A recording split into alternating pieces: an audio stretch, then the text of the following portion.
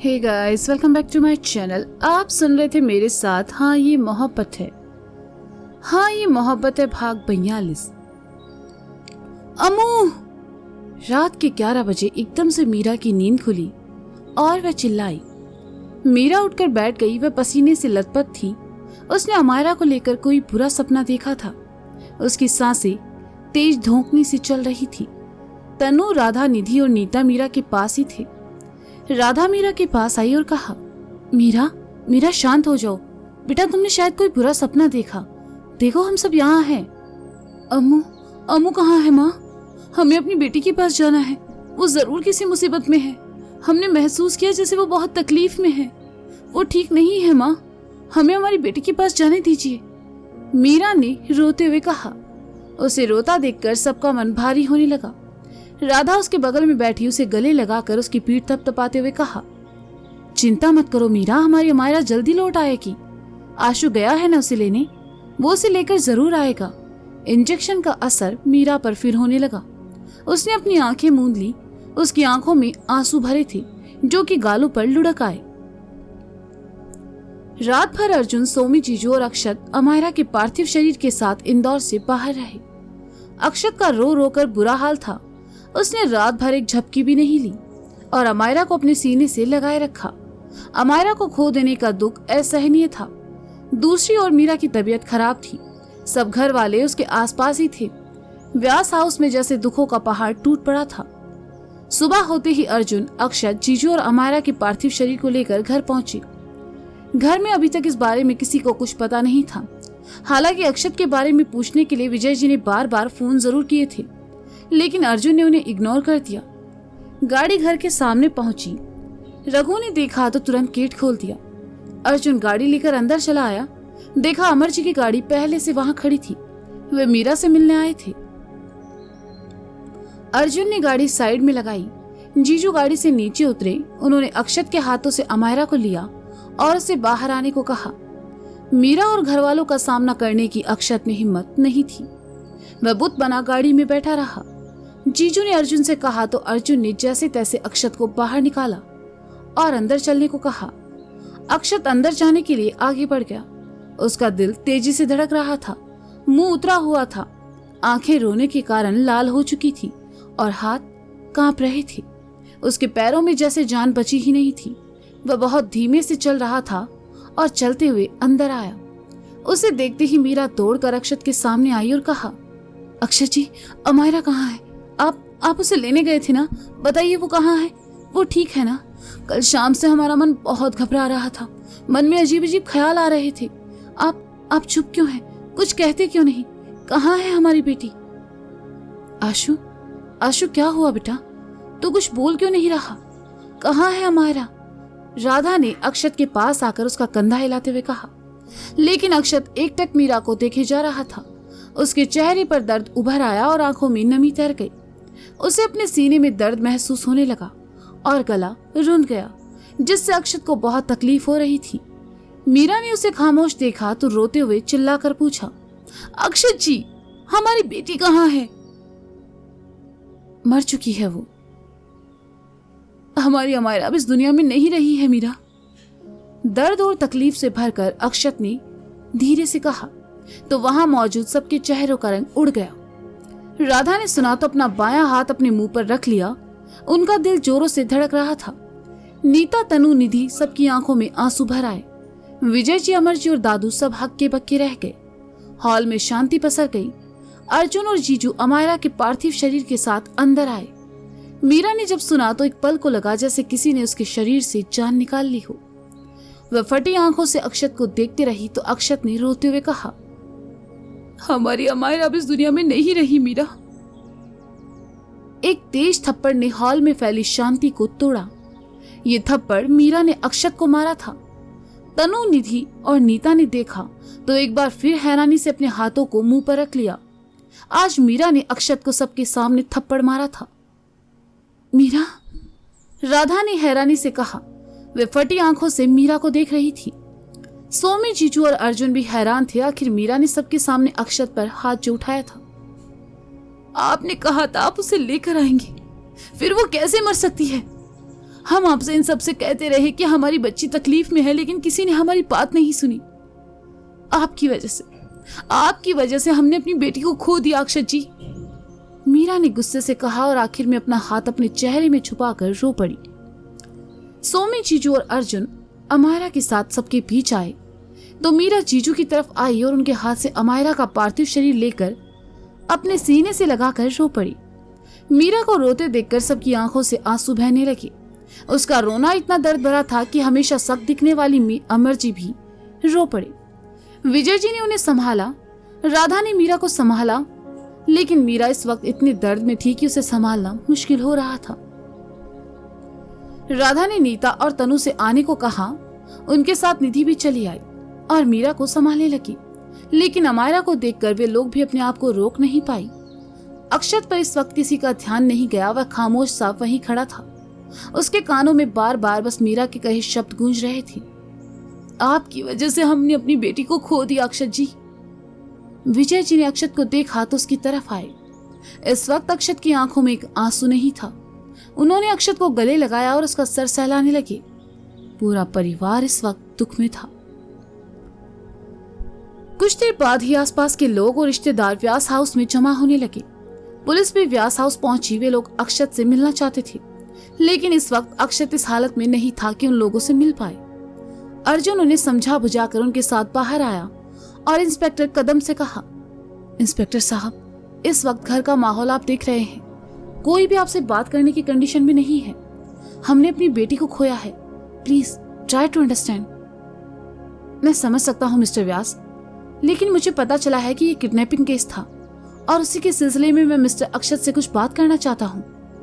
Inspector कदम ने संजीदगी से कहा, नहीं इंस्पेक्टर, ऐसा कुछ भी नहीं है। ये बस एक अफवाह है।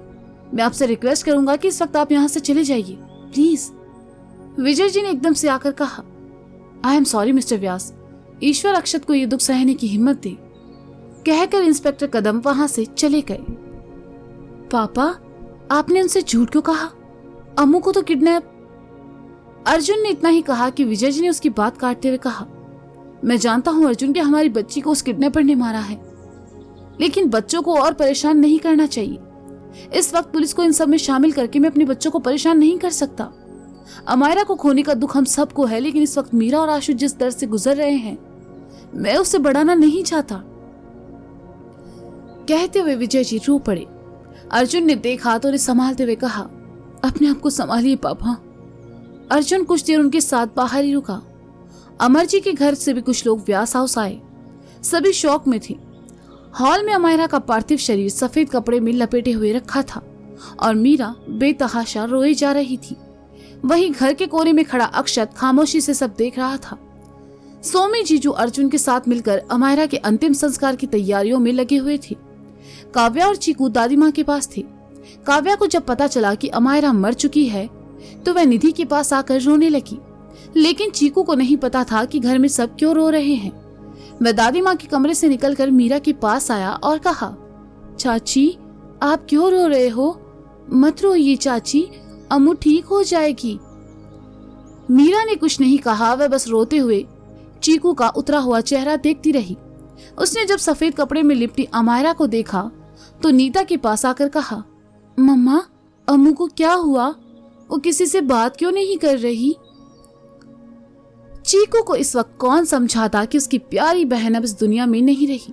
सबको रोते देखकर वह भी रोने लगा। निधि ने देखा तो वह उठी और चीकू को बहलाकर अपने साथ ले गई।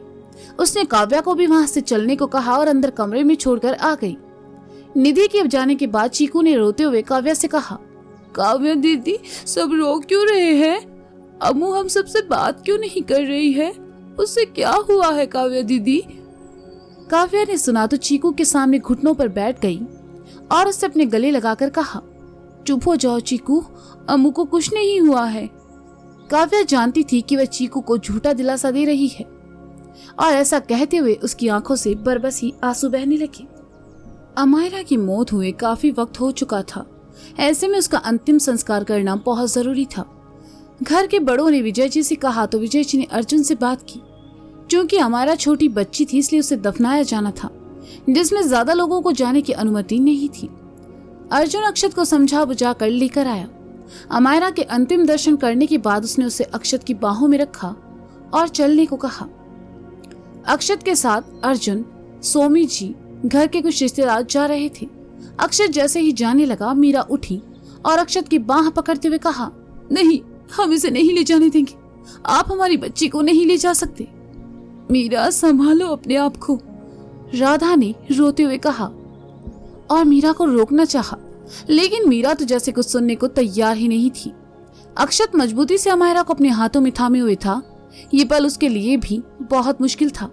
अक्षत ने जब अमायरा को नहीं छोड़ा तो मीरा उसे मारते हुए कहने लगी, अक्षत जी, हमें हमारी बेटी चाहिए। आपने हमसे वादा किया था आप उसे लेकर आएंगे।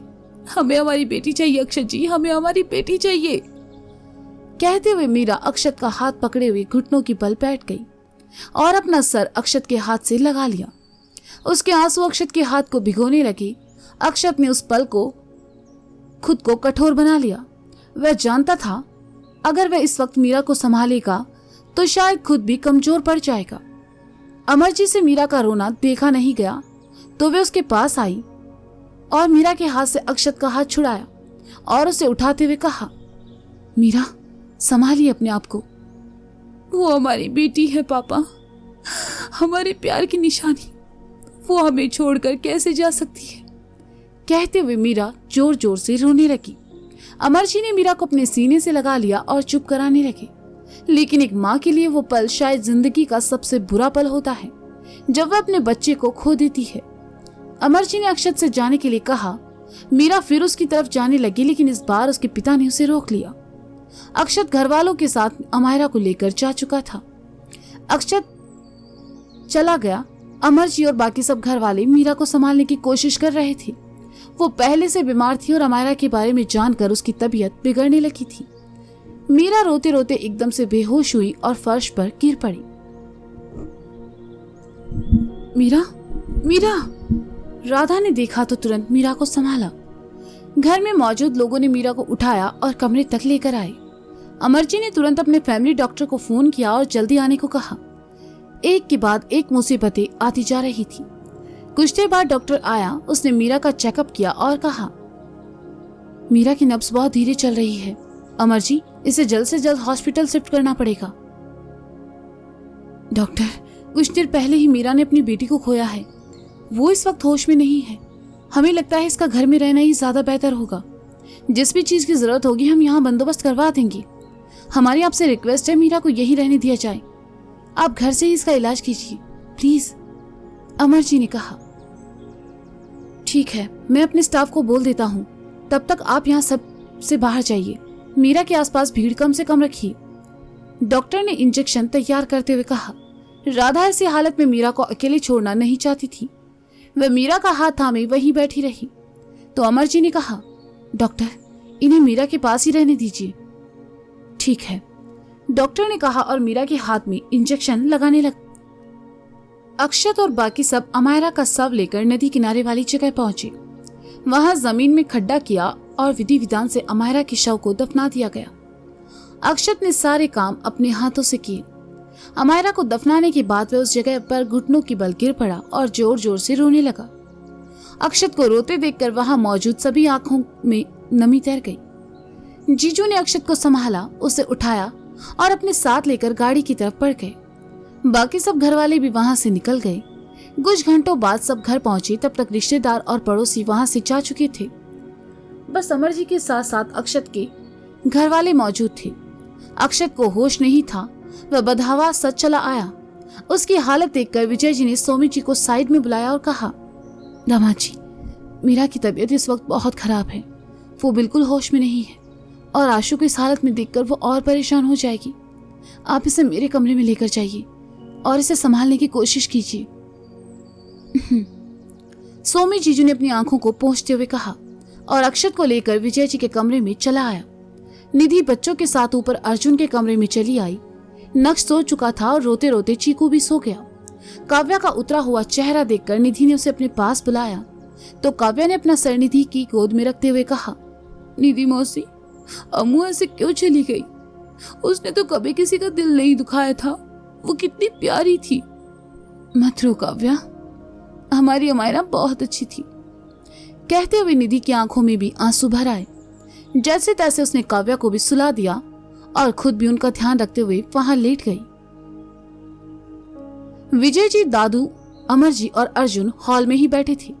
नीता तनु भी वहीं थी। दादी माँ मंदिर की सीढ़ियों पर बैठी ईश्वर से प्रार्थना करते हुए आंसू बहा रही थी। सोमी जीजू अक्षत को लेकर विजय जी के कमरे में चले आए, लेकिन अक्षत वहां जमीन पर बैठा घंटों अमायरा को याद करते हुए आंसू बहाता रहा। सोमी जीजू से उसका दर्द देखा नहीं जा रहा था। वे उसके बगल में आकर जमीन पर ही बैठ गए और उसे सांत्वना देने लगे, पर अक्षत का दर्द तो वही जान सकता था। रोते रोते अक्षत ने अपना सर जीजू की गोद में रख दिया और सिसकने लगा। उसका चेहरा अब लाल पड़ चुका था। अर्जुन हॉल में खामोशी से बैठा था कि अगले ही पल उसे वो पल याद आ गया जब अमायरा ने उससे आकर कहा था, बड़े पापा आप मेरे लिए डॉल लाओगे? कितनी बड़ी? ये बड़े पापा डॉल लाएंगे। अर्जुन को जैसे ही वो पल याद आया, अर्जुन फपक कर रो पड़ा। विजय जी ने देखा तो अर्जुन के पास आए और कहा, ए अर्जुन, ये सब क्या है? तू ऐसे करेगा तो बाकी सबको कौन संभालेगा? चुप हो जा बेटा। उसे ऐसे नहीं जाना चाहिए था पापा। वो इस घर की रौनक थी। अमायरा के रहते मुझे कभी बेटी की कमी महसूस नहीं हुई, और आज वो हम सबके बीच। कहते हुए अर्जुन बच्चों की तरह रोने लगा। अर्जुन को रोते देखकर तनु आई और उसे चुप करवाने लगी। ये पल व्यास फैमिली में हर किसी के लिए तकलीफदेह थे। अर्जुन के मुंह से अमायरा का नाम सुनकर दादू की आंखों के सामने भी अमायरा के साथ बिताए पल आ गए। जब कुछ दिन पहले लॉन में घूमते हुए उसने दादू के पास बैठते हुए कहा था, बड़े दादू, जब मैं बड़ी हो जाऊंगी, इतनी बड़ी, तब मैं आपको चॉकलेट ला कर दूंगी। मम्मा आपको मीठा खाने से नहीं देती ना, हम छुप कर खाएंगी, फिर मम्मा को पता भी नहीं चलेगा। दादू को जैसे ही वो पल याद आए, उनका मन भारी होने लगा। वे उठे और हॉल की बालकनी में चले आए। उनकी आंखों में नमी थी, लेकिन सबके बीच मौजूद रहकर वे बाकी लोगों को दुख नहीं पहुंचाना चाहते थे, इसलिए अकेले में चले आए। अमर जी ने देखा तो दादू की तरफ आए और उनके कंधे पर हाथ रखते हुए कहा, अमायरा के जाने का दुख हम सबको है। वो ऐसे चली जाएगी किसी ने सोचा नहीं था। दादू ने सुना तो अपनी नम आंखों को पोंछते हुए कहा, आज पहली बार अपने परिवार को इतने दर्द में देख रहा हूं अमर जी। इस घर में बहुत सी परेशानियां आई, लेकिन कभी इतना बुरा नहीं हुआ। उस मासूम बच्ची को मारकर उसे क्या मिला होगा? मैं बूढ़ा हो चुका हूं, लेकिन वो नन्ही सी बच्ची कभी मुझे इस बात का एहसास नहीं होने देती थी। मुझसे पूछने के लिए उसके पास सैकड़ों सवाल होते थे। उसकी शरारतों पर मैं मुस्कुराया करता था, हंसा करता था, लेकिन अब तो लगता है जैसे इस घर की आत्मा ही चली गई है। हिम्मत रखिए, जिसने भी इस घर की खुशियों को नजर लगाई है, छीना है, उसे हम छोड़ेंगे नहीं। अमायरा के कातिल को हम जरूर ढूंढ लेंगे और उसे वो सजा देंगे कि उसने सोचा भी नहीं होगा।